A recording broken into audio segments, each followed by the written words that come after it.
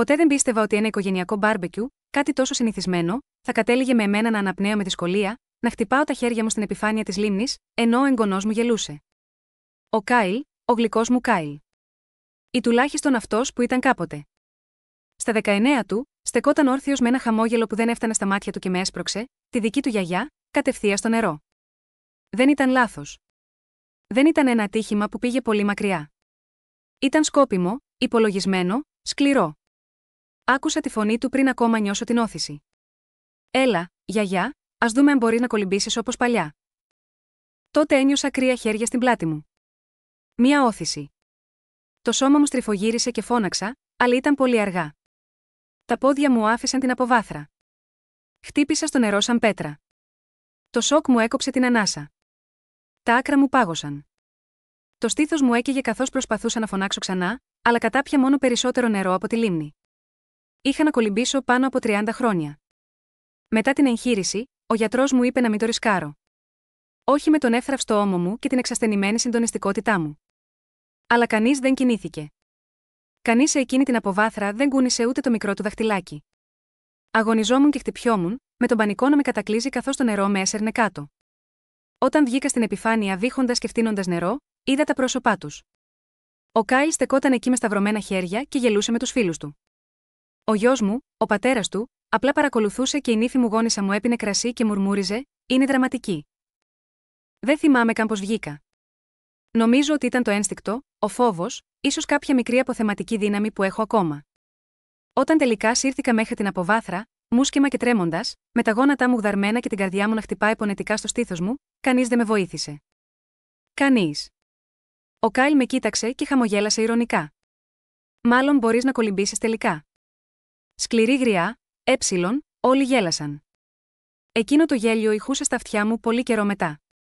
Δεν φώναξα, δεν κλάψα. Απλά σηκώθηκα, με το νερό να στάζει από τα ρούχα μου, ταπεινωμένη πέρα από κάθε περιγραφή. Είδα την Ντολόρες στο μυαλό μου και άκουσα τη φωνή της από την προηγούμενη εβδομάδα να λέει: «Οι άνθρωποι δείχνουν το αληθινό τους πρόσωπο όταν νομίζουν ότι τους χρειάζεσαι». Περπάτησα πίσω προς το τραπέζι του πικνίκ, μουσκεμα και πονεμένη. Επέστρεψαν στο ψήσιμο των μπιφτεκιών και άνοιξαν άλλο ένα μπουκάλι κρασί, σαν να μην είχε συμβεί τίποτα, σαν να μην σχεδόν πέθανε για τη διασκέδασή τους. Χωρίς συγγνώμη, χωρίς ανησυχία. Και σκέφτηκα ότι ήξερα ότι αυτό ήταν. Αυτή ήταν η στιγμή που ο λύκος τελικά μου έβγαλε τα μάτια. Η στιγμή που σταμάτησα να δικαιολογώ τη συμπεριφορά τους. Η στιγμή που σταμάτησα να προσκολάμαι στη μνήμη του μικρού αγοριού που μου έφερνε αγριολούλουδα από τον κήπο. Ο Κάιλ είχε φύγει. Στη θέση του βρισκόταν ένα αγόρι διαμορφωμένο από ανθρώπους που έδιναν μεγαλύτερη αξία στην εικόνα παρά στην ενσυναίσθηση. Που του έμαθαν ότι η σκληρότητα μπορεί να περάσει για αυτοπεποίθηση. Που τον άφησαν να πιστέψει ότι η αγάπη δεν έχει συνέπειες. Καθόμουν εκεί με τα βρεγμένα ρούχα μου, σιωπηλή. Αυτή η σιωπή κάποτε θεωρούνταν αδυναμία. Όχι πια. Αυτή τη φορά ήταν μια υπόσχεση, μια προειδοποίηση, μια αρχή. Γιατί καθώς κοίταζα εκείνη την αποβάθρα, την οικογένειά μου που γελούσε, το σώμα μου που πονούσε, την καρδιά μου που ήταν ραγισμένη, συνειδητοποίησα κάτι που εκείνοι δεν είχαν καταλάβει. Είχα ακόμα επιλογές. Εκείνο το αγόρι ξέχασε ποιος κρατούσε τα χρήματά του για το μέλλον. Πίσω στο σπίτι, έβγαλα τα βρεγμένα ρούχα και σκούπισα τον εαυτό μου στο μπάνιο με μια φθαρμένη πετσέτα που κρατούσα πάντα για τους επισκέπτες, αυτή που κανείς άλλος δεν άγγιζε. Κοίταξα στον καθρέφτη, τα μαλλιά μου μπερδεμένα, τα γόνατά μου γδαρμένα, τα μάτια μου κόκκινα από το νερό της λίμνης. Έμοιαζα με φάντασμα. Και όμως, όταν μπήκα ξανά στην κουζίνα, ήταν εκεί, συζητούσαν για τα σχέδια των διακοπών, γελούσαν για τις πτήσεις προς το Κανκούν, διαφωνούσαν για το ποιο Airbnb είχε καλύτερη θέα. Κανείς δεν γύρισε να με κοιτάξει. Κανείς δεν ρώτησε πώς ένιωθα. Κανείς δεν μου πρόσφερε ούτε μια στεγνή κουβέρτα. Ο Κάιλ έψαχνε στο τηλέφωνο του ξυπόλυτος, με το βρεγμένο μαγιό του να αφήνει μικρές λακκούβες στο καθαρό πάτωμα.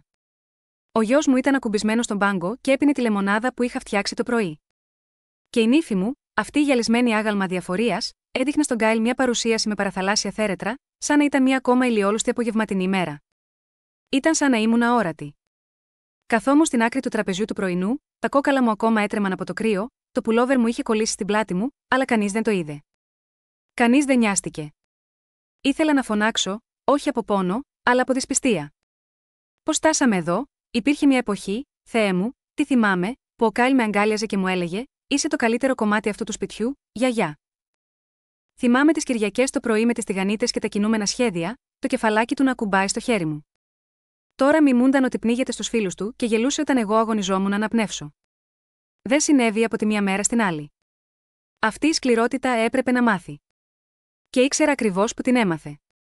Από τα χαμόγελα, τα γουρλωμένα μάτια, τις φορές που οι γονείς του αγνοούσαν τις ανησυχίες μου, κορόιδευαν τους παλαιομοδίτικους τρόπους, από τον τρόπο που μιλούσαν για μένα όταν νόμιζαν ότι κοιμόμουν, από τον τρόπο που χρησιμοποιούσαν το σπίτι μου, τα χρήματά μου, το χρόνο μου, μέχρι που έγινα περισσότερο μια ενόχληση παρά ένα άτομο. Τώρα καθόμουν εκεί, στην κουζίνα μου, τρέμοντας, ενώ εκείνοι σχεδίαζαν την επόμενη απόδρασή τους. Άφησα τη σιωπή να παραταθεί, άφησα να πνίξει τον αέρα. Ήθελα να δω αν κάποιος από αυτούς θα το πρόσεχε. Δεν το πρόσεξαν. Έτσι, στάθηκα ήσυχη, ήρεμη, όπως πάντα. Πήγα στο υπνοδωμάτιό μου, έκλεισα παλά την πόρτα και κάθισα στην άκρη του κρεβατιού, όπου συνήθιζα να διαβάζω στον Κάιλ παραμύθια για ύπνο. Το νερό της λίμνης είχε φύγει από το δέρμα μου, αλλά όχι από την καρδιά μου. Εκεί παρέμεινε η ντροπή, η καύση, και συνειδητοποίησα ότι είχα στεγνώσει από τη συμπεριφορά τους για χρόνια. Κάθε φορά που ξεχνούσαν τα γενέθλιά μου. Κάθε φορά που μου ζητούσαν χρήματα χωρίς να με ευχαριστούν. Κάθε φορά που με διακόπταν, με αγνοούσαν, με κορόιδευαν. Εκείνη η όθηση στη λίμνη. Ήταν απλώς η πρώτη φορά που το έκαναν δημόσια. Πήρα το ημερολόγιο μου και έγραψα μόνο μία πρόταση. Δεν θα έχουν ποτέ ξανά την ευκαιρία να με πνίξουν. Γιατί από απόψε απλώς στεγνώνω. Ξυπνούσα. Εκείνη τη νύχτα, πολύ μετά που το σπίτι ησύχασε, κάθισα μόνο στο δωμάτιό μου με την πόρτα κλειδωμένη. Η παλιά λάμπα βουίζε απαλά δίπλα μου. Δεν μπορούσα να κοιμηθώ. Όχι με την εικόνα του Κάιλ. Ο Κάιλ μου γελούσε καθώς εγώ πάλευα να μείνω στην επιφάνεια. Με στοίχιωνε. Όχι επειδή ήταν σκληρό, αλλά επειδή ήταν αυτός. Εγώ μεγάλωσα αυτό το αγόρι, όχι μόνο ως γιαγιά, όχι ως κάποια στοργική επισκέπτρια στις διακοπές. Όχι, εγώ το μεγάλωσα όταν οι γονείς του δεν ήθελαν να ασχοληθούν. Όταν ο πατέρας του έχασε τη δουλειά του για τρίτη φορά και η τράπεζα ήρθε να χτυπήσει την πόρτα, μαντέψτε που κατέληξε ο Κάιλ. Σε αυτό το σπίτι. Στην αγκαλιά μου. Τον τάιζα, τον έλουζα, του διάβαζα, τον παρηγορούσα όταν είχε εφιάλτες. Έβαζα το όνομά του σε κάθε έντυπο έκτακτης ανάγκης. Πλήρωνα τα δίδακτρα του σχολείου του όταν οι γονείς του δεν είχαν αρκετά χρήματα. Έχτισα τον κόσμο του. Ακόμα θυμάμαι τη μέρα που πήρε το πρώτο του πιάνο. Το αγόρασα μεταχειρισμένο από έναν δάσκαλο μουσικής που συνταξιοδοτούνταν. Ξόδεψα τα μισά μου αποταμιεύματα για και καθόταν με σταυρωμένα πόδια στο πάτωμα για ώρες, πατώντας κάθε πλήκτρο σαν να ήταν μαγικό. «Γιαγιά», είπε, «αυτό είναι καλύτερο από τα Χριστούγεννα». Θυμάμαι ότι σκέφτηκα, αυτό το παιδί έχει βαθιά συναισθήματα. Πού πήγε εκείνο το αγόρι? Σκέφτηκα πως άρχισαν να αλλάζουν τα πράγματα όταν έγινε 16. Το τηλέφωνο δεν έφευγε ποτέ από το χέρι του. Σταμάτησε να κάθεται στο τραπέζι. Τα «ευχαριστώ» του μετατράπηκαν σε γριλίσματα. Η οπτική επαφή εξαφανίστηκε.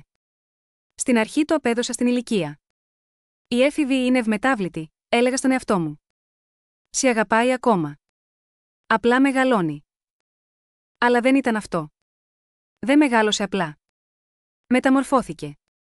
Μικρά πράγματα το πρόδωσαν. Ηρωνικά αστεία που χλέβαζαν τον τρόπο που ανακάτευα το τσάι μου, τα μάτια του που γύριζαν όταν έλεγα ιστορίες. Έπρεπε να είχα πει κάτι τότε, έπρεπε να τον είχα αντιμετωπίσει. Αλλά δεν ήθελα να ταράξω τα νερά. Δεν ήθελα να το χάσω. Ανταυτού, έχασα τον εαυτό μου. Τον άφησα να με διακόπτει. Άφησα τους γονείς του να γελάνε όταν με αγνοούσε. Άφησα τον εαυτό μου να εξαφανιστεί στο φόντο του σπιτιού μου. Το αγόρι που κάποτε έκλαιγε όταν γδάρθηκα το γόνατο στον κήπο, που με φιλούσε στο μάγουλο και με ρωτούσε αν οι άγγελοι γερνούν, ήταν τώρα ένας ξένος στην κουζίνα μου που έκανε αστεία για το να με πνίξει. Και ίσως το χειρότερο ήταν ότι ήθελα ακόμα να πιστεύω ότι είχε μείνει κάτι από εκείνο το αγόρι. Αλλά απόψε άφησα αυτή τη φαντασίωση να φύγει. Έκλεισα το τελευταίο άλμπουμ με φωτογραφίες του. Σελίδες με χαμόγελα με κενά στα δόντια και κεράκια γενεθλίων, και το έβαλα στο ράφι. Όχι για να ξεχάσω, αλλά για να προστατεύσω τον εαυτό μου, γιατί η αγάπη χωρίς όρια δεν είναι αγάπη. Είναι υποδούλωση. Και υπηρέτησα αρκετά. Ας καθαρίσουν οι γονείς του αυτό που δημιούργησαν. Ας καυχηθούν για τις αιτήσεις του στο κολέγιο, τους οπαδούς του στο Instagram, το χιούμορ του. Το επόμενο πρωί τα είπα όλα στην Ντολόρες, γιατί εκείνη τη στιγμή χρειαζόμουν παρηγοριά. Χρειαζόμουν κάποιον που απλά θα με άκουγε. Και η Ντολόρες πάντα το έκανε. Η Ντολόρες είναι η καλύτερη μου φίλη εδώ και 30 χρόνια. Έχουμε περάσει αμέτρητες καταιγίδες μαζί και ήταν πάντα στο πλευρό μου σε κάθε καλή και κακή στιγμή. Το επόμενο πρωί, κάποιος χτύπησε την πόρτα της κουζίνας μου. Όχι την μπροστινή. Ποτέ την μπροστινή.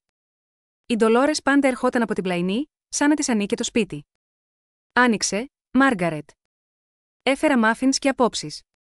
Χαμογέλασα πριν καν φτάσω στην πόρτα. Εκεί ήταν, με τα υπερμεγέθη γυαλιά ηλίου και το τυρκουάζ αντιανεμικό της, κρατώντας μια καφέ χάρτινη τσάντα και 2 φλιτζάνια καφέ, σαν να έσπευδε σε πεδίο μάχης. Δεν πρόλαβα να πω ούτε μια λέξη πριν μου πει: «Φαίνεσαι χάλια». «Κάθισε, θα σου βάλω καφέ». Κάθισα. «Γιατί με την Ντολόρες δεν διαφωνείς, δέχεσαι?» «Έκαναν κάτι», είπε. «Έτσι δεν είναι», κούνησε το κεφάλι. «Μόνο μια φορά». Αυτό ήταν αρκετό. Δεν αναστέναξε ούτε είπε: «Ω, γλυκιά μου», όπως τα έκαναν οι περισσότεροι. Έσκυψε μπροστά, έβαλε τους αγκώνες στο τραπέζι και είπε: «Τότε ήρθε η ώρα». «Ώρα γιατί?» ρώτησα. Έβγαλε κάτι από την τσάντα της. Όχι ένα μάφιν, όχι μια χαρτοπετσέτα, ένα φάκελο. Την κάρτα του δικηγόρου μου και μια λίστα με όλους τους λογαριασμούς που μου είπες πέρυσι, όταν κάναμε τη φορολογική σου δήλωση. Την κοίταξα. «Το κράτησες?» «Κρατάω τα πάντα», είπε. Ειδικά όταν η καλύτερη μου φίλη μοιράζει την αγάπη και την κληρονομιά της σαν καραμέλες του Halloween σε ανθρώπους που θα την έσπροχναν σε μια λίμνη. Κοίταξα την κάρτα. Πίτερ Χόλαγεϊ, κληρονομικό δίκαιο, καθαρή γραφή, σταθερή χειραψία. Δεν ξέρω, είπα σιγά σιγά. Μου φαίνεται τελικό. Η Ντολόρες έσκυψε πίσω, σταύρωσε τα χέρια της και έγειρε το κεφάλι. Θέλεις το τελικό. Απλά δεν θέλεις ενοχή. Αυτό είναι διαφορετικό. Ήπιε μια γουλιά από τον καφέ της και χτύπησε το τραπέζι. Άκουσέ με. Πλήρωσες για το σχολείο του Κάιλ. Πλήρωσες για τα σιδεράκια του, το καταραμένο πιάνο του, τα ταξίδια του για ποδόσφαιρο. Άφησες τους γονείς του να μείνουν δωρεάν στο σπίτι σου στη λίμνη για ένα ολόκληρο καλοκαίρι και ακόμα έπρεπε να αγοράσεις τα δικά σου τρόφιμα εκείνο τον Αύγουστο. Ήθελα να βοηθήσω, μουρμούρισα. Το ξέρω. Είσαι καλύτερη από αυτούς. Αυτό είναι το πρόβλημα. Κοίταξα έξω από το παράθυρο. Οι αελάδες ανθίζανε. Ο καπαλαμδαγιό ταφί της φύτεψε για την επέτειό μας. Πάντα έλεγε ότι ήταν πεισματάρικα λουλούδια, που άνοιγαν αργά, αλλά ήταν αδύνατο να πεθάνουν. Έτσι ένιωθα τώρα. Δεν θέλω εκδίκηση, είπα. Η Ντολόρες έσκυψε και μου έσφιξε το χέρι. Φυσικά και όχι. Θέλεις απελευθέρωση. Και είχε δίκιο. Δεν ήθελα να φωνάξω ή να κάψω το σπίτι ή να μπω στο δωμάτιο του Κάιλ και να απαιτήσω μια συγγνώμη που δεν πίστευε καν ότι μου άξιζε. Ήθελα την ηρεμία που έρχεται όταν σταματάς επιτέλους να οικετεύεις να σε δουν. Η Ντολόρες σηκώθηκε και με τράβηξε από τους ώμους. Πάμε στην πόλη. Θα φας κάτι που δεν προέρχεται από κουτί και μετά θα τηλεφωνήσουμε στον Πίτερ. Δεν έχω πάει σε αυτό το καφέ εδώ και μήνες, παραδέχτηκα. Τέλεια, είπε αρπάζοντας τα κλειδιά της. Ας δουν πώς είναι η δύναμη με ζακέτες και ρητίδες στα μάτια. Καθώς οδηγούσαμε με τα παράθυρα κατεβασμένα, ο άνεμος μπερδεύτηκε στα αραιά μαλλιά μου και συνειδητοποίησα κάτι απλό, κάτι που με σταμάτησε. Είχα νιώσει τόσο ζωντανή εδώ και χρόνια. Και το μόνο που χρειάστηκε ήταν κάποιος να μου θυμίσει ότι ήμουν ακόμα η ίδια. Το καφέ ήταν γεμάτο, ο θόρυβος των πιάτων και το χαμηλό βουητό των συνομιλιών με τύλιγαν σαν ένα φθαρμένο πάπλωμα. Η Ντολόρες ανακάτευε τη ζάχαρη στον εσπρέσο της με αποφασιστικότητα, σαν ανακάτευε ένα φίλτρο, και μετά έσπρωξε το δεύτερο φλιτζάνι προς το μέρος μου. «Πιες το. Θα χρειαστείς δύναμη και καφεΐνη», είπε. «Έχεις άδικο». Τηλεφωνήσαμε στον Πίτερ Χόλογουεϊ αμέσως μετά το μεσημεριανό. Μου είπε να πάω το απόγευμα και μου είπε: «Φέρε ομικρομετόνο τι έχεις και μην το ρεοποιείς». Δεν το έκανα. Έφερα τα αρχικά έγγραφα της εμπιστοσύνης, τον φάκελο που ο καπαλαμδαγιό ταφί και εγώ είχαμε συγκεντρώσει μετά το εγκεφαλικό του, και ένα διπλωμένο αντίγραφο της επιστολής για το Πανεπιστημιακό Ταμείο, από τότε που ο Κάιλ ήταν ακόμα στο γυμνάσιο και ήταν ενθουσιασμένος που μου έδειχνε τους βαθμούς του. Θυμήθηκα ότι είχε εκτυπώσει εκείνη την επιστολή. Πόσο περήφανη ήμουν, πόσο ελπιδοφόρα. 50.000, μουρμούρισα καθώς ο Πίτερ τα ξεφύλιζε. Άρχισα να τα βάζω στην άκρη όταν ήταν 10 ετών. Χρήματα από γενέθλια, μπόνους, επιστροφές φόρων, ακόμη και μια διακοπές που παραλείψαμε ένα χρόνο. Ο καπαλαμδαγιό ταφί και εγώ συμφωνήσαμε, πρώτα η εκπαίδευση. Ο Πίτερ σήκωσε το βλέμμα από τα χαρτιά, με συνοφριωμένο μέτωπο. Είναι όλα ακόμα εκεί, άθικτα. Δεν τα έχει χρειαστεί ακόμα. Όχι, είπαμε καινή φωνή. Είναι στο κοινοτικό κολέγιο τώρα. Λέει ότι θέλει να μεταγραφεί του χρόνου. Αυτό ήταν πάντα το σχέδιο, μέχρι που αποφάσισε ότι δεν ανήκω σε ένα λιμάνι στη ζωή του. Ο Πίτερ δεν έκανε ερωτήσεις. Απλώς κούνησε το κεφάλι, όπως θα έκανε ένας χειρουργός πριν από μια επέμβαση. «Τι θέλεις να κάνεις, Μάργαρετ?» ρώτησε. «Να αλλάξω τον δικαιούχο», να ανακατευθύνω τα χρήματα, να το κλείσω εντελώς, κοίταξα το ταβάνι για μια στιγμή και μετά ψιθύρισα, τίποτα. Όχι ακόμα. Ο Πίτερ σήκωσε ένα φρύδι. Θέλω να παρακολουθήσω, είπα, θέλω να δω πώς θα μου φερθούν όταν θα με θεωρήσουν αδύναμη, όταν θα πιστεύουν ότι είναι τόσο κοντά στο να κληρονομήσουν. Θέλω να δω ποιος προσποιείται ότι νοιάζεται και ποιος θα εμφανιστεί πραγματικά. Έκλεισε αργά το φάκελο. Αυτό είναι σκληρό. Είναι επιβίωση. Η Ντολόρες έσκυψε προς τα εμπρός. Δεν καίνουμε γέφυρες σήμερα, Πίτερ. Απλώς ελέγχουμε ποιες δεν ήταν ποτέ πραγματικές εξ αρχής. Ο Πίτερ χαμογέλασε ελαφρά. Δίκιο έχεις. Φύγαμε από το γραφείο του μια ώρα αργότερα με όλα τα νομικά θέματα άθικτα, αλλά η οπτική μου είχε αλλάξει για πάντα. Το ταμείο δεν ήταν πια ένα δώρο. Ήταν ένας καθρέφτης. Πέρασα το υπόλοιπο της βραδιάς στο σπίτι, περπατώντας από δωμάτιο σε δωμάτιο, σαν επιθεωρούσα μια ζωή στην οποία δεν ζούσα πια. Σταμάτησα δίπλα στο τζάκι, όπου η φωτογραφία του Κάιλ ως μωρό. Αυτά τα λακάκια, αυτό το χαμόγελο, αυτή η αίσθηση ασφάλειας. Δεν το κατέβασα. Δεν ήμουν ακόμα έτοιμος. Ανταυτού, κάθισα στο τραπέζι της κουζίνας και άνοιξα μια καινούρια σελίδα στο ημερολόγιο μου. Στην κορυφή έγραψα: «Ας δούμε ποιος με αγαπάει χωρίς τα χρήματα». Κάτω από αυτό έκανα 2 στήλες: ποιος το παρατηρεί και ποιος το αποφεύγει. Δεν χρειάστηκε καν να γράψω το όνομα του Κάιλ. Ήξερα ήδη που θα κατέληγε. Δεν ήταν εκδίκηση. Ήταν διάβγεια. Γιατί με όλα τα σχέδια τους, με όλα τα ψιθυριστά του σχέδια για το ποιος θα πάρει τι όταν θα ήμουν πολύ κουρασμένη για να τα διαχειριστώ, ξέχασαν ένα πράγμα. Εγώ έχω ακόμα το στυλό. Και δεν έχω τελειώσει να γράφω το τέλος. Ξεκίνησα σιγά σιγά, ένα παραπάτημα εδώ, ένα πιο αργό βήμα εκεί, σταματούσα στη μέση και άγγιζα το μέτωπό μου σαν να είχα ξεχάσει τι έλεγα. Άφηνα τα χέρια μου να τρέμουν λίγο όταν έβαζα τσάι, τόσο ώστε το φλιτζάνι να χτυπά στο πιατάκι. Και το αποτέλεσμα ήταν άμεσο. Όχι ανησυχία, όχι ευγένεια, ενόχληση. Ο Κάιλ σταμάτησε να λέει «Γεια» όταν έμπαινα από την πόρτα. Τώρα ήταν μόνο ένα γρυλίσμα. Αν του ζητούσα βοήθεια για να μεταφέρω τα ψώνια, αναστενάζει τόσο δυνατά που θα νόμιζες ότι του ζήτησε να σηκώσει ένα αυτοκίνητο. Ο γιος μου ο Ντάνιελ άρχισε να ψιθυρίζει στην κουζίνα όταν νόμιζε ότι κοιμόμουν. Χειροτερεύει, δεν νομίζω ότι παίρνει τα φάρμακά της. Δεν μπορώ να συνεχίσω να καθαρίζω μετά από αυτήν. Η σύζυγός του, η Πόλα, πάντα έτοιμη να βάλει ένα ανησυχητικό πρόσωπο μπροστά στους φίλους της εκκλησίας, δεν έδειχνε κανένα ενδιαφέρον πίσω από κλειστές πόρτες. Άφησε πάλι την κουζίνα να μένει, είπε μια νύχτα πολύ δυνατά και πολύ ψεύτικα. Είναι επικίνδυνο, Νταν. Τι θα γινόταν αν ο Κάιλ ήταν μόνος του εδώ, ήταν πάντα μόνος του εδώ, αλλά κανείς δεν ανησυχούσε ποτέ γι' αυτόν. Το θέμα είναι ότι δεν άφησα ποτέ την κουζίνα να μένει. Την έλεγξα 2 φορές και ξανά πριν πάω για ύπνο, αλλά δεν διαφωνούσα. Απλά τους άφηνα να το πιστεύουν. Τους άφηνα να χτίσουν την υπόθεσή τους για την παρακμή μου. Νόμιζαν ότι έπαιζαν σκάκι. Δεν συνειδητοποιούσαν ότι εγώ έπαιζα ένα πιο μακροπρόθεσμο παιχνίδι. Τη νύχτα ξαπλώναγα στο κρεβάτι και άκουγα τις σιγανές φωνές μέσα από τον τοίχο. Ποτέ δεν έλεγαν το όνομά μου. Μόνο, αυτή, και, αυτή. Χρειάζεται βοήθεια. Γίνεται βάρος. Ξέρει καν να παρακολουθεί τα δικά της χρήματα. Το τελευταίο σχεδόν με έκανε να γελάσω δυνατά. Κρατούσα τα βιβλία στο σιρτάρι με τις κάλτσες μου. Κάθε συναλλαγή, κάθε λογαριασμός ισοσκελισμένος μέχρι το τελευταίο σεντ. Το ταμείο για το πανεπιστήμιο ακόμα άθικτο. Η αξία του σπιτιού ακόμα στο όνομά μου. Και όμως με θεωρούσαν σαν να είχα ήδη φύγει. Ένα πρωί μπήκα στην κουζίνα και βρήκα τον Γκάιλ και την Πόλα στο τραπέζι να ψιθυρίζουν. Πάγωσαν όταν με είδαν, αλλά όχι πριν ακούσω τη λέξη ίδρυμα. Ο Κάιλ με κοίταξε σαν να ήμουν ένα αντικείμενο. Δεν άκουσε ό,τι είπε.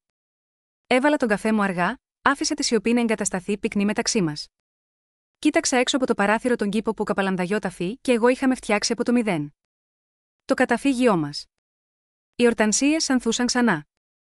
Αιμονικές, όπως εμείς. Είμαι γριά, είπα δυνατά, χωρίς να απευθύνομαι σε κανέναν συγκεκριμένα. Αλλά δεν είμαι κουφή. Κανείς από τους 2 δεν απάντησε. Τότε κατάλαβα ότι προσπαθούσαν να με διώξουν πριν προλάβω να θέσω όρια. Έτσι, τους άφησα να συνεχίσουν να πιστεύουν ότι έχανα τον έλεγχο. Τους άφησα να μιλάνε, να ψιθυρίζουν. Έκανα τον εαυτό μου μικρότερο στα μάτια τους, ώστε σύντομα να μπορέσω να εξαφανιστώ εντελώς. Και όταν το έκανα, ένιωσαν εκείνη τη σιωπή σαν βροντί. Εκείνο το βράδυ άνοιξα ξανά το ημερολόγιό μου, έβαλα μια μικρή γραμμή δίπλα στο όνομα του Κάιλ στη στήλη, αυτοί που αποφεύγουν, την υπογράμμισα 2 φορές.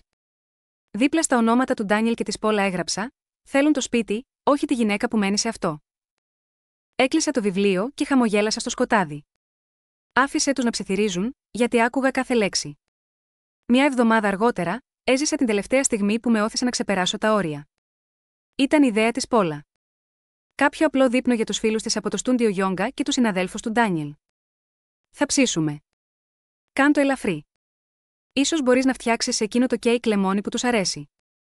Δεν είπα τίποτα. Έφτιαξα το κέικ ούτως ή άλλως, από συνήθεια. Ίσως από συναισθηματισμό. Αλλά δεν σκόπευα να μείνω πολύ. Το σπίτι μύριζε ψητό κρέας και άρωμα ροζέ. Το γέλιο ξεχύλιζε από την πίσω βεράντα σαν καπνός. Λεπτό, ανερχόμενο, ασφικτικό. Έμεινα στην κουζίνα, μακριά από το πλήθος. Κανείς δεν πρόσεξε, ούτε καν ο Ντάνιελ, που συνήθιζε να ρίχνει μια ματιά για να ρωτήσει αν χρειαζόμουν βοήθεια με τα πιάτα όταν ήταν 12 ετών. Στεκόμουν δίπλα στον νεροχύτη, εκτός οπτικού πεδίου, ακούγοντας. Πάντα άκουγα. Τότε άκουσα τη φωνή του Κάιλ, δυνατή, παγωμένη, γεμάτη με τον αλαζονικό σαρκασμό που είχε κληρονομήσει από την Πόλα. Ακούστε αυτό, είπε στον κύκλο των μισοτύπων καλεσμένων. Η γιαγιά έπεσε στη λίμνη στο μπάρμπεκιου. Κουνιόταν σαν αναποδογυρισμένη χελώνα. Όλοι με βοηθούσαν. Γέλια. Γέλια από τα βάθη της κοιλιάς. Συνέχισε και εγώ είπα: φίλε, δεν πνίγηκε πραγματικά. Μάλλον ήθελε να κερδίσει τη συμπάθειά σας. Ξέρετε πως είναι οι ηλικιωμένοι. Χρησιμοποιούν την αδυναμία τους ως όπλο. Κάποιος γέλασε και μουρμούρισε: αυτό είναι μακάβριο, Κάιλ. Ο Κάιλ γέλασε πιο δυνατά. Όχι, είναι καλά. Σκληρή γριά. Σκληρή γριά. Αυτό είδε όταν με κοίταξε. Όχι τη γυναίκα που πλήρωσε για τα σιδεράκια του. Όχι αυτή που έμενε ξύπνια μαζί του τις νύχτες όταν είχε κρίσεις άσθματος. Όχι αυτή που φύλαγε κάθε σχέδιο που είχε κάνει σε ένα ντοσιέ κάτω από το κρεβάτι της. Μόνο μια γριά. Στάθηκα παγωμένη πίσω από τη σειρώμενη γυάλινη πόρτα, με τα χέρια μου να τρέμουν. Όχι από γυρατιά, αλλά από οργή. Τότε άκουσα τη φωνή της Πόλα, απαλή και κοφτή σαν ιστέρι. Είναι βάρος, είπε. Δεν είναι οικογένεια, είπα στον Ντάνιελ. Πρέπει να σκεφτούμε το μέλλον, όχι τα συναισθήματα. Βάρος. Δεν ήταν η πρώτη φορά που ένιωσα ότι ήμουν αναλώσιμη. Αλλά αυτή τη φορά ήταν οριστικό. Περπάτησα ήρεμα προς το δωμάτιό μου. Χωρίς ούτε ένα δάκρυ, χωρίς ούτε μια λέξη προς αυτούς. Κάθισα στο κρεβάτι, με τις φωνές να σβήνουν από την κλειστή πόρτα, και ένιωσα κάτι να αλλάζει μέσα μου. Δεν ήμουν πια θυμωμένη. Δεν ήμουν καν συντετριμμένη. Είχα τελειώσει. Ήταν η διάβια που περίμενα, η επιβεβαίωση, η υπογραφή στο αόρατο συμβόλαιο που είχαν συντάξει την ημέρα που ο Κάιλ με έσπρωξε στη λίμνη. Άνοιξα το σιρτάρι του κομοδίνου μου και έβγαλα το φάκελο με την κάρτα του Πίτερ. Πήρα το τηλέφωνό μου και κοίταξα τον αριθμό. Τότε κάλεσα τον Πίτερ Χάλογουεϊ. Απάντησε στο δεύτερο κουδούνισμα. Είμαι η Μάργαρετ. Είμαι έτοιμη. Δεν ρώτησε τι εννοούσα. Απλά είπε: έλα αύριο. Φέρε τα έγγραφα. Φέρε την ταυτότητά σου. Είπα: τα έχω ήδη. Όταν έκλεισα το τηλέφωνο, επέστρεψα στο διάδρομο. Ο ήχος του γέλιου τους ήταν πιο αχνός τώρα, σαν ανήκε σε ξένους. Το κέικ λεμόνι ήταν ακόμα άθικτο στο πάγκο. Πήρα ένα μαχαίρι και έκοψα μια τέλεια φέτα. Όχι για αυτούς, για μένα. Κάθισα μόνο στο τραπέζι της κουζίνας και την έφαγα αργά. Ας λένε τις ιστορίες τους. Ας πίνουν, ας κάνουν πρόποση και ας κουτσομπολεύουν. Ας προσποιούνται ότι είμαι αόρατη. Γιατί από αύριο θα ανακαλύψουν πόσο αόρατη μπορώ να γίνω. Και όταν έρθει η σιωπή, η πραγματική σιωπή, δεν θα είναι αδυναμία. Θα είναι η έξοδος μου. Δεν ακοιμηθώ εκείνη τη νύχτα. Κάθισα στο μικρό γραφείο του δωματίου μου, το ίδιο που χρησιμοποιούσα για να βοηθάω τον Γκάιλ να γράφει τις εκθέσεις του για το κολέγιο, και άνοιξα το λάπτοπ μου. Η ιστοσελίδα του Ιδρύματος Υποτροφιών ήταν ήδη στα αγαπημένα μου. Ο Καπαλαμδαγιό Ταφή και εγώ τους υποστηρίζαμε εδώ και χρόνια. Ήταν αρκετά αποτελεσματικό και ευγενές. Το σύνθημά τους ήταν: η εκπαίδευση πρέπει να κερδίζεται, όχι να κληρονομείται. Πληκτρολόγησα σταθερά και σκόπιμα. Ποσό δωρεάς 50.000 όνομα δωρητή. Στη μνήμη του Clifford James Walker προορισμός, υποτροφία STEM για φοιτητές πρώτης γενιάς ανώνυμος. Ναι, πριν πατήσω το κουμπί επιβεβαίωσης, σταμάτησα. Τα δάχτυλά μου αιωρούνταν πάνω από το πληκτρολόγιο. Σκέφτηκα τον Γκάιλ σε ηλικία 9 ετών, χαμογελαστός με τα δόντια του να λείπουν, να λέει: γιαγιά, όταν μεγαλώσω, θέλω να φτιάχνω μηχανές που βοηθούν τους ανθρώπους να αναπνέουν καλύτερα. Δεν λέει πια τέτοια πράγματα. Δεν λέει τίποτα πια. Επιβεβαίωση. Έγινε. Δεν χρειάστηκε δεύτερη σύνδεση. Δεν χρειάστηκε να περιμένω email επιβεβαίωσης. Μόνο μια καθαρή, μόνιμη μεταφορά. Έκλεισε την καρτέλα και δεν κοίταξα πίσω. Μετά άνοιξα ένα άλλο παράθυρο. Αυτή τη φορά το Amtrak. Εισιτήριο χωρίς επιστροφή, αναχώρηση Κυριακή. Προορισμός, Silver Pines, μια ήσυχη κοινότητα συνταξιούχων 2 πολιτείες μακριά. Η Νταλόρις είχε μια φίλη εκεί που την περιέγραφε ως ήσυχη, αλλά όχι νεκρή. Είχε κήπο, κοινόχρηστο εργαστήριο και κατοίκους που έπαιζαν σκάκι χωρίς να κλέβουν. Τέλεια. Διάλεξα το πρώτο πρωινό τρένο, ήσυχο και απαρατήρητο. Ενώ το σπίτι κοιμόταν, έκανα ελαφριά βαλίτσα. Μια μικρή βαλίτσα, 3 πουλόβερ, τα γάντια κυπουρικής μου, το φανελάκι του Cliff, το δερμάτινο ημερολόγιο και μια φωτογραφία μου με το μωρό Κάιλ. Μόνο μία. Τα τιμαλφή είχαν ήδη φύγει. Τα έγγραφα ήταν ήδη ασφαλή. Αυτό που άφησα πίσω ήταν μόνο και λύφη. Ρούχα που δεν είχα φορέσει εδώ και χρόνια. Συσκευές κουζίνας που ποτέ δεν με ευχαρίστησαν που τις χρησιμοποίησα.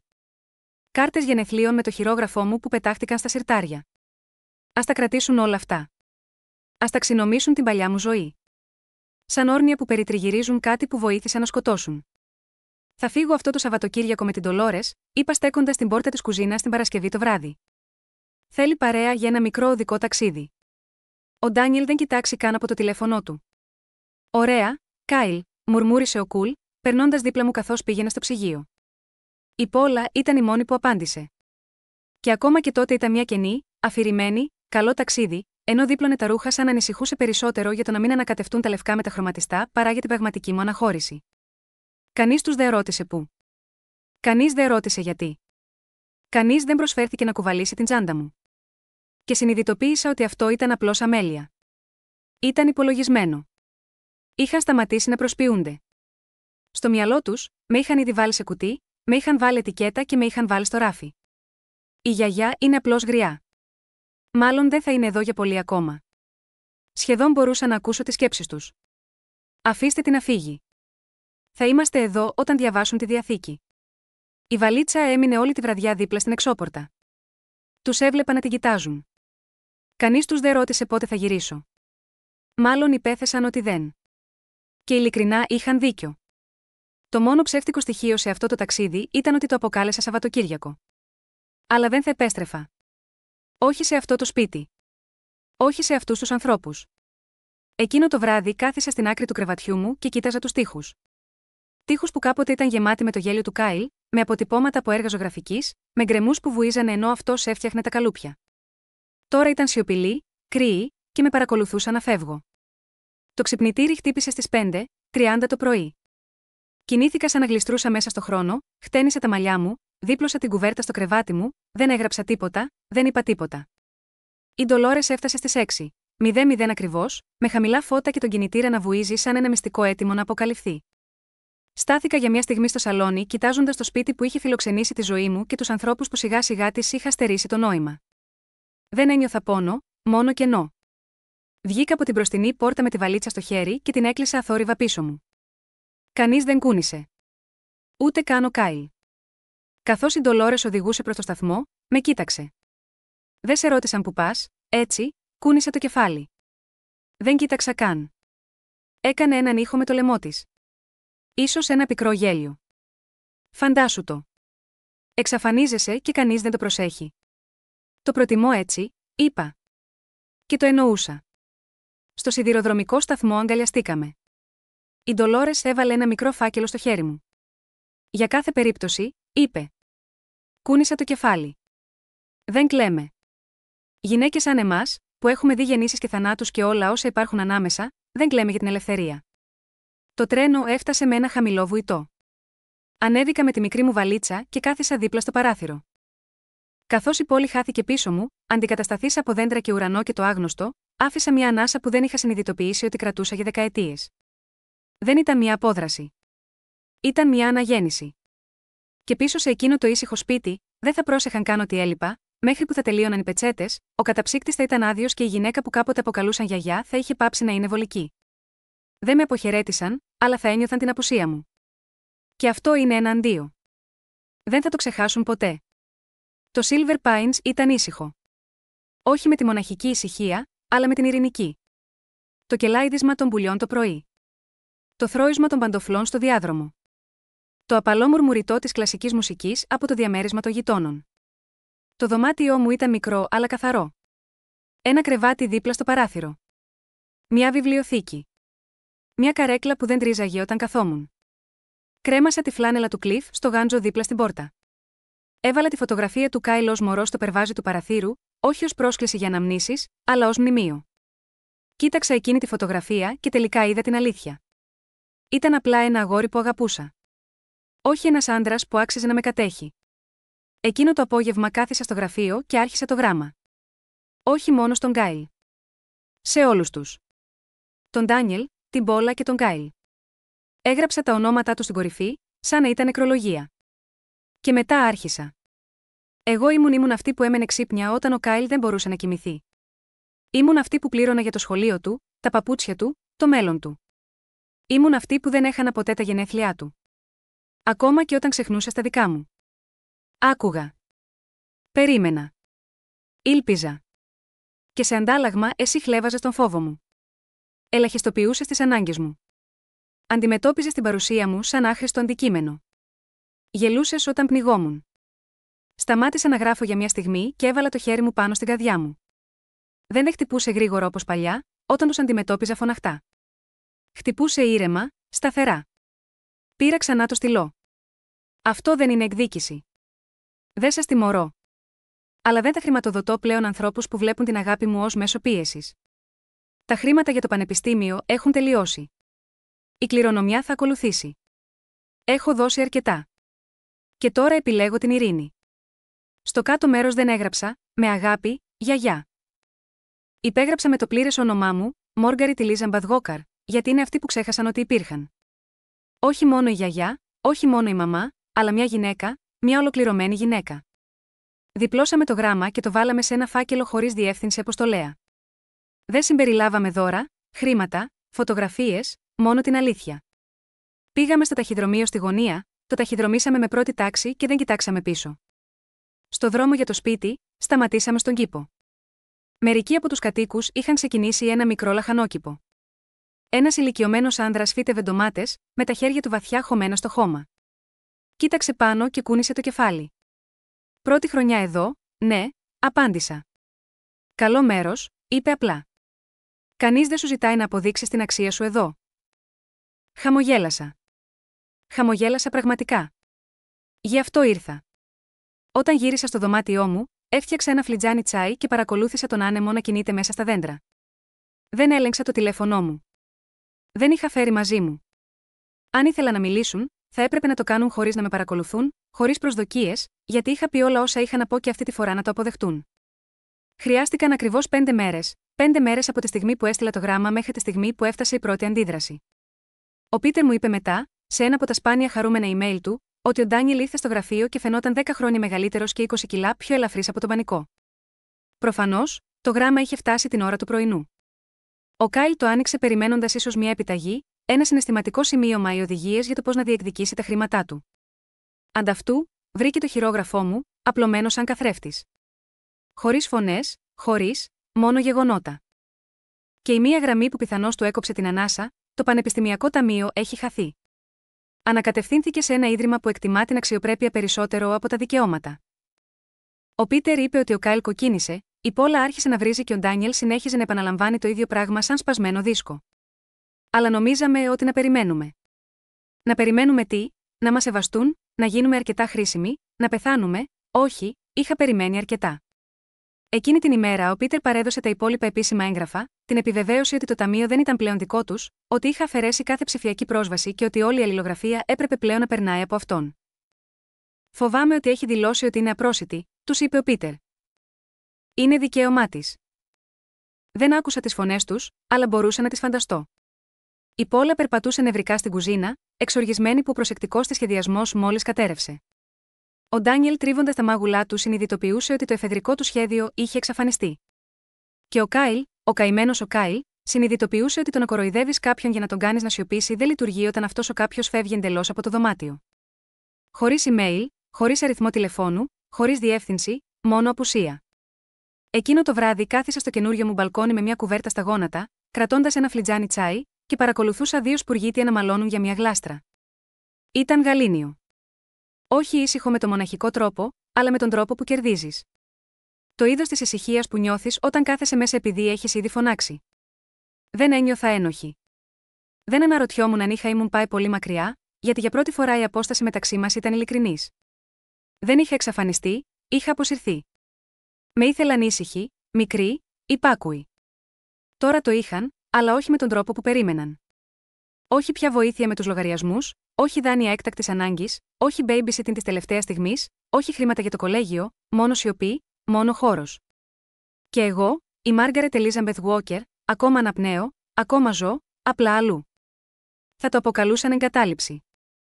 Θα έλεγαν στους άλλους ότι έχασα τον έλεγχο, ότι το έσκασα. Ας το κάνουν. Γιατί κάποια μέρα, όταν η σκόνη θα έχει κατακαθίσει, θα θυμούνται ότι έδωσα τα πάντα μέχρι που σχεδόν με σκότωσε. Και τότε σταμάτησα. Όχι επειδή ήμουν σκληρή, αλλά επειδή τελικά κατάλαβα. Δεν χρειάζεται να βάζεις φωτιά στον εαυτό σου για να κρατάς τους άλλους ζεστούς. Και αρνήθηκα να γίνω ξανά το σπίρτο τους. Ο Πίτερ μου προώθησε το πρώτο email 3 μέρες αργότερα. Θέμα: επίγον. Παρακαλώ, τηλεφώνησέ μας, μαμά. Ήταν από τον Ντάνιελ, γεμάτο πανικόβλητες προτάσεις και κακή στίξη. Απλά πρέπει να μιλήσουμε. Δεν είμαστε θυμωμένοι. Είμαστε απλά πολύ μπερδεμένοι. Δεν ξέραμε ότι ήσουν αναστατωμένοι. Ο Κάιλ είναι ταραγμένος. Σε παρακαλώ, άσε μας να σου εξηγήσουμε. Να εξηγήσετε τι, ότι φαντάστηκα το νερό στους πνευμονές μου. Ότι παρεξήγησα το γέλιο τους. Ότι το να με αποκαλούν βάρος δεν ήταν αυτό που φαινόταν. Δεν ήθελα να μιλήσουν. Ήθελαν πρόσβαση. Ο Πίτερ με ρώτησε αν ήθελα να απαντήσει.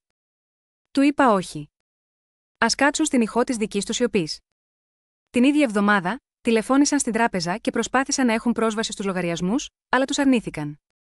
Έστειλαν email στο Ίδρυμα Υποτροφιών, αλλά τους αρνήθηκαν. Και μετά ήρθε η πιο τολμηρή κίνηση μέχρι τώρα. Με δήλωσαν αγνοούμενοι. Ένας αστυνομικός εμφανίστηκε στο γραφείο του Πίτερ και ρώτησε αν υπήρχε κάποια ανησυχία για την ασφάλεια μου. Ο Πίτερ, ευλογημένος να είναι, παρέδωσε τα έγγραφα. Η Μάργαρετ Walker είναι σε πλήρη διάβγεια, έφυγε με δική της επιλογή και δεν έχει καμία νομική υποχρέωση να ενημερώσει τους ανθρώπους από τους οποίους προστατεύει τον εαυτό της. Προσπάθησαν ξανά την επόμενη μέρα, αυτή τη φορά με τον Γκάιλ να τηλεφωνεί. Ο Πίτερ δεν απάντησε. Μου έστειλε μια ενημέρωση με θέμα: αγωνίζονται. Δεν το άνοιξα αμέσως. Έμεινα με αυτή τη γνώση, όχι επειδή ήθελα να απολαύσω τον πανικό τους, αλλά επειδή ήθελα να πιστέψω στο δικαίωμά μου να απομακρυνθώ. Υπάρχει μια περίεργη ενοχή που σε κατακλείζει όταν σταματάς να φροντίζεις ανθρώπους που έχουν εθιστεί στη σιωπή σου. Έρχεται σε κύματα. Ίσως ήμουν πολύ σκληρή. Ίσως δεν το εννοούσαν. Ίσως θα αλλάξουν. Αλλά η ενοχή είναι απλώς το τίμημα που πληρώνεις όταν σου έχουν μάθει ότι η αγάπη πρέπει να πονάει. Και δεν πληρώνω πια αυτό το τίμημα. Δεν απάντησα. Δεν δίστασα. Ανταυτού, πέρασα τη μέρα στον κήπο, βυθίζοντας τα δάχτυλά μου στο ζεστό χώμα και φυτεύοντας σπόρους, σαν να προκαλούσα τη γη να ξεκινήσει ξανά μαζί μου. Εκείνο το βράδυ, η Ντολόρες τηλεφώνησε. Είναι σε φθήνουσα πορεία, είπε. Τα λόγια κυκλοφορούν. Οι φίλοι της Πάολα από το Γιόγκα αρχίζουν να ψιθυρίζουν. Ένας από αυτούς ρώτησε αν έχεις άνοια. Γέλασα. Όχι με ευγενικό τρόπο, αλλά με τρόπο απελευθερωτικό. Λοιπόν, είπα, πρέπει να είμαι η πιο οργανωμένη ασθενής με άνοια που έχουν δει ποτέ. Έχουν δει ποτέ. Η Ντολόρες έκανε μια παύση. Είσαι σίγουρη ότι δεν σε πειράζει που νομίζουν ότι έφυγες? Κοίταξα έξω από το παράθυρο τον ήλιο που έδιε πάνω από ένα παρτέρι με μαρόλντ. Δεν έφυγα, είπα. Απλά δεν είμαι διαθέσιμη. Γιατί αυτή είναι η αλήθεια, έτσι δεν είναι, ήθελα να είμαι ένα ήσυχο στοιχείο στο παρασκήνιο. Πάντα έτοιμη, ποτέ απαραίτητη. Βολική, αναλώσιμη. Τώρα έφυγα, αλλά δεν λείπω. Δεν με έχασαν. Με έδιωξαν. Και τώρα που δεν με βρουν, επιτέλους προσπαθούν να ακούσουν. Αλλά είναι πολύ αργά για συζητήσεις. Αυτό δεν είναι αδιέξοδο. Είναι μια αναχώρηση. Και για πρώτη φορά δεν είναι αυτοί που επιλέγουν πότε θα τελειώσει. Ο Πίτερ το πρόβλεψε τη στιγμή που το πάτωμα έσπασε. Τους είχε μαζέψει στο γραφείο του, τους τρεις τους, επειδή αρνούνταν να το πιστέψουν μέχρι να το ακούσουν από κάποιον με τίτλο σε ένα γραφείο. Ο Ντάνιελ μπήκε με σφιγμένα σαγόνια. Η Πόλα φορούσε το καλύτερό της. Πρόκειται να παίξω το θύμα. Και ο Κάιλ, καλά, ο Κάιλ έμοιαζε πάλι με μικρό αγόρι. Όχι επειδή ένιωθε τύψεις, αλλά επειδή για πρώτη φορά ο κόσμος δεν υποκλίνονταν σε αυτόν. Ο Πίτερ είχε ετοιμάσει μια σύντομη δήλωση σύμφωνα με τις οδηγίες μου. Χωρίς κουβεντούλα, χωρίς εξηγήσεις, μόνο η αλήθεια. Έσπρωξε το φάκελο στο τραπέζι, κοίταξε τον καθένα στα μάτια και είπε: «Αυτό είναι από τη Μάργαρετ Γουόκερ». Στη συνέχεια, διάβασε: «Σε όσους θεώρησαν ότι η σιωπή μου σήμαινε συμφωνία, έδωσα τα πάντα μία φορά, δεν θα πεθάνω 2 φορές». Αυτή η φράση του σταμάτησε. «Μου πήρατε το χρόνο μου, το σπίτι μου, την ηρεμία μου. Με εξάντλησατε, ενώ λέγατε στους άλλους ότι με φροντίζατε. Με κοροϊδεύατε καθώς πνιγόμουν και μετά αναρωτιόσασταν γιατί δεν έβγαινα στην επιφάνεια, αναπνέοντας με δυσκολία για την έγκρισή σας. Ας είμαι λοιπόν σαφής. Το ταμείο του Πανεπιστημίου έχει εξαφανιστεί. Η κληρονομιά έχει αναδιαρθρωθεί. Το σπίτι θα δωρηθεί. Τα περιουσιακά μου στοιχεία δεν θα πάνε σε όσους με αντιμετώπισαν σαν σκουπίδια που περίμεναν να καθαριστούν». Ο Ντάνιελ προσπάθησε προφανώς να το διακόψει, αλλά ο Πίτερ σήκωσε το χέρι.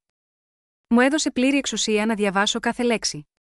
Συνέχισε: «Δεν θα λάβεις τίποτα από μένα μετά το θάνατό μου, γιατί δεν μου έδωσες τίποτα αξία στη ζωή μου, ούτε αγάπη, ούτε σεβασμό, ούτε φροντίδα.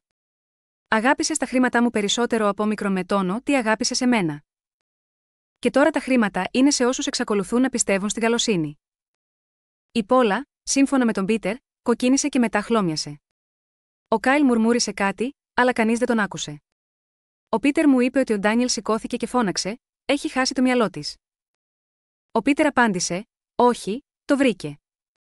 Όταν ο Πίτερ μου έστειλε το πλήρες αντίγραφο αργότερα εκείνη την εβδομάδα, το διάβασα αργά, πίνοντας τσάι στον κήπο με τα πόδια μου τυλιγμένα σε μια κουβέρτα που είχε πλέξει η Ντολόρες.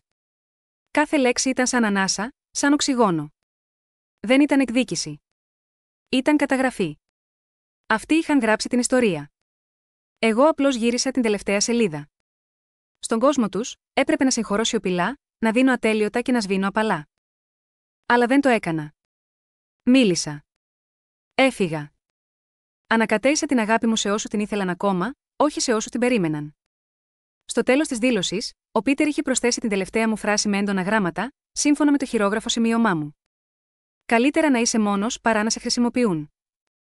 Και αυτό ήταν. Η φαντασίωση της κληρονομιάς πέθανε εκεί, σε ένα δικηγορικό γραφείο, κάτω από το απαλό φως του φθορισμού. Όχι με μια έκρηξη, αλλά με την αλήθεια. Έφυγαν σιωπηλοί, όχι επειδή κατάλαβαν, αλλά επειδή δεν μπορούσαν να διαφωνήσουν πια. Ο έλεγχος τους είχε χαθεί. Και το μόνο που απέμεινε ήταν η ηχό όλων όσων είχαν θεωρήσει δεδομένα. Δεν χρειαζόταν να είμαι εκεί για να το δω να συμβαίνει. Μερικά τελειώματα απολαμβάνεις καλύτερα από απόσταση. Η Ντολόρες μου είπε ότι ξεκίνησε με ένα χτύπημα πόρτας. Ο Κάιλ επέστρεψε από το οικονομικό γραφείο του κολεγίου του με ένα φάκελο γεμάτο κακά νέα και ένα στόμα γεμάτο κατηγορίες. «Κανείς δεν μου είπε ότι τα χρήματα είχαν χαθεί», φώναξε. Η Πόλα απάντησε απότομα: «Ίσως αν δεν γέλασες όταν παραλίγο να πεθάνει, θα είχες ακόμα ένα μέλλον χρηματοδοτημένο».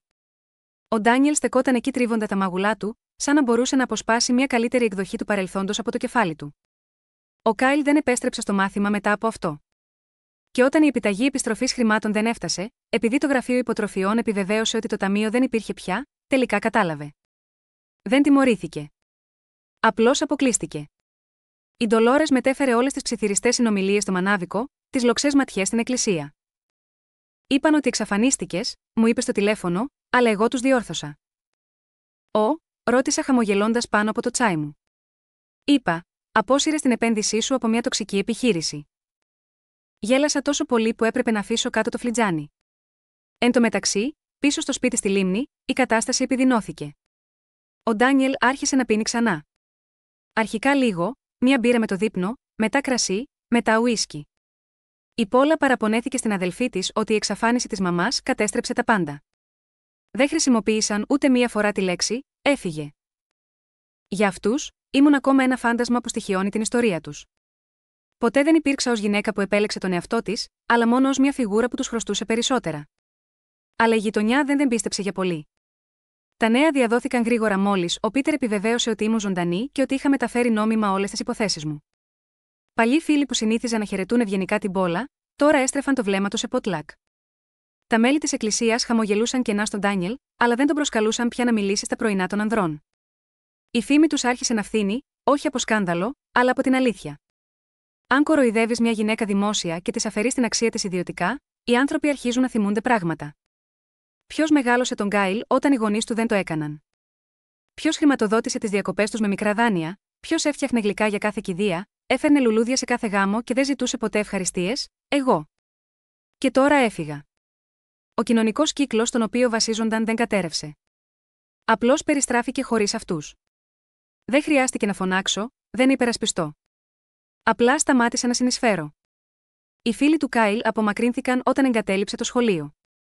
Το τηλέφωνό του, που κάποτε ήταν όπλο συνεχούς κρίσης, έμενε όλο και πιο συχνά κλειστό. Ο Ντάνιελ και η Πόλα τσακώνονταν πιο δυνατά τώρα, και οι καυγάδες αντιχούσαν σε ένα σπίτι που κάποτε μύριζε το κέικ λεμόνιμου. Το ψυγείο ήταν συχνά άδειο. Η αλληλογραφία συσσωρευόταν. Μια νύχτα, η Ντολόρες τηλεφώνησε για να πει ότι άκουσε την Πόλα να φωνάζει στη βεράντα. Κάτι για το πώς τολμά να πάρει τα πάντα. Αλλά δεν πήρα τα πάντα. Άφησε τις κουρτίνες, τα πιάτα, τα κλειδιά, τη σιωπή. Είχαν ακόμα ο ένας τον άλλον. Αλλά νομίζω ότι αρχίζουν να συνειδητοποιούν ότι τους άρεσα ήσυχη, γιατί έφερα το βάρος της δυσλειτουργίας τους σε αυτή τη σιωπή. Τώρα το βάρος είναι δικό τους. Και εγώ είμαι εδώ, στο μπαλκόνι μου, με ένα ζεστό ρόφημα στο χέρι, τον ήλιο στο πρόσωπό μου, περιτριγυρισμένη από ανθρώπους που λένε «παρακαλώ» και «ευχαριστώ», χωρίς να περιμένουν τίποτα σε αντάλλαγμα. Ας κάθονται στη σιωπή, γιατί δεν είναι πια δική μου δουλειά να τη γεμίζω.